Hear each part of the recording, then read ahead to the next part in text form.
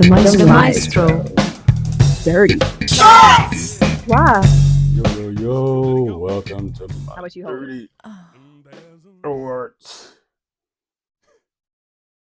You know, it's your boy Maestro giving you a yell out. You know, it's a no tournament weekend this weekend, but we're dropping a lot of other prep news. Who's being signed by who's being looked at by who's going to think about going where, who's leaving to do what they got to do. I want to do something different this particular weekend. I want to take a look at coaches and why my perspective on the success of these coaches and why. Because I picked 4 coaches that win in 4 very different ways. Coach Dre Pope of the Bay Area Breakers, Coach Dries Williams of the Philadelphia Elite, Coach K. McMillan of the Yacht Club, and Asad Drayton of Beast of the East. These coaches sort of epitomize the ability of flexibility and terminability and how they are able to put together a team. And the one thing that they all 4 have in common before I get into this is, despite of having a selective flexibility about their strategy, what they're able to do and what they have done is they're able to coach around the talent that they have. So they have a strength of purpose in terms of what they look at in terms of their X's and O's or their base principles, but they also have a flexible willingness in their ability to recognize, this is what I have on my team, here's what I want to exploit, here's what I want to use, but here's what I want to stop on the other team. So let's talk about Dries, Coach Williams. His team, outside, inside team, they're always near the top in 3-point percentage and 3 points made, but they're also near the top in rebounds, which means they play to that game. This shows you that the awareness of when a shot goes up, how many jerseys are crashing the boards, and then he builds from there. Everything else goes around there, right? Doesn't mean that they cannot score on the inside, but that's how, when you look at their numbers, that's where that's where it shows us how his game is played in terms of his chessboard. Then you take a coach like Coach McMillan with the Yacht Club that lives in the transition game, and that they're always tops in rebounds, offensive and defensive rebounds. But more importantly, they win in all 3 phases of transition: offense to defense, defense to offense. And when they bring the ball up and they set the half-court offense, they spread out and then reset their offense into a half-court transition game, which you have to have athletes to do that. And Coach K does 100%. And he takes advantage of that, right? It shows you an awareness of what type of players he looks for and what type of players have to have the IQ to recognize this is when we need to do that.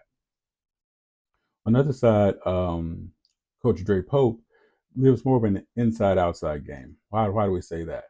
Always near the top in blocks, always near the top in offensive rebounds, very high, very effective field goal percentage. Can these teams play? Can his teams play in transition? Absolutely, they can. But when they get into their half court game, what do? Inside, outside. And the athletes are so monstrous, you're not going to beat them inside, and you barely can catch them on the outside. So it's always going to be a win-win for them. And then the coach that, to me, epitomizes the best use of, this is what I have, this is what you have, let me put those things on the board and see how what I have can stop what you have, is Coach Asad Drayton.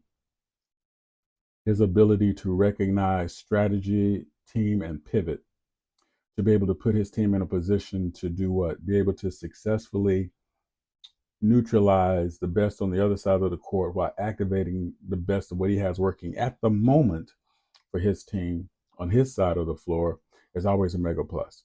So how does that win out for us? When you see these 4 coaches and you see these coaches, how they approach the game, you see their players always almost nearly, well, they have to have the same sort of criteria in terms of what they look at in players.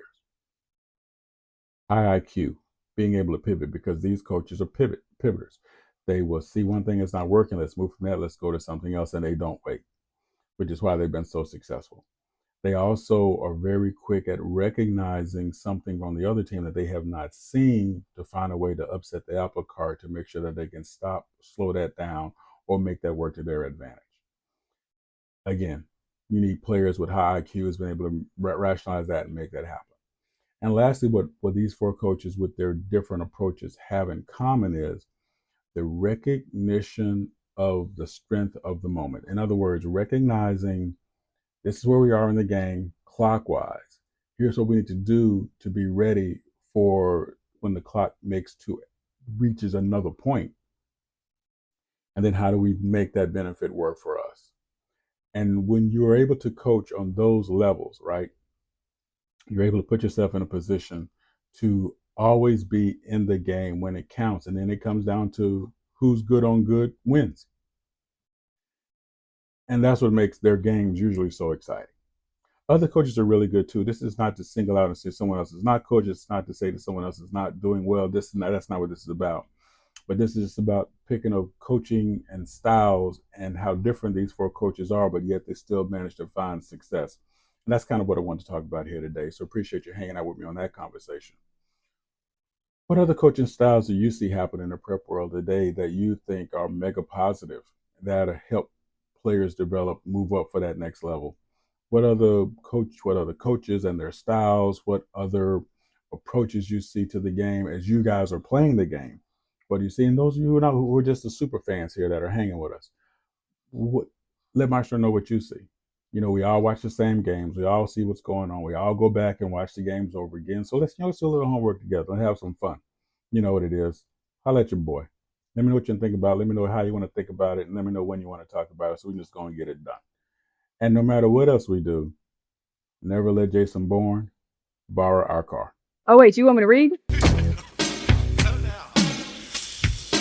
Thank you again for checking out the Maestro's Dirty Shorts.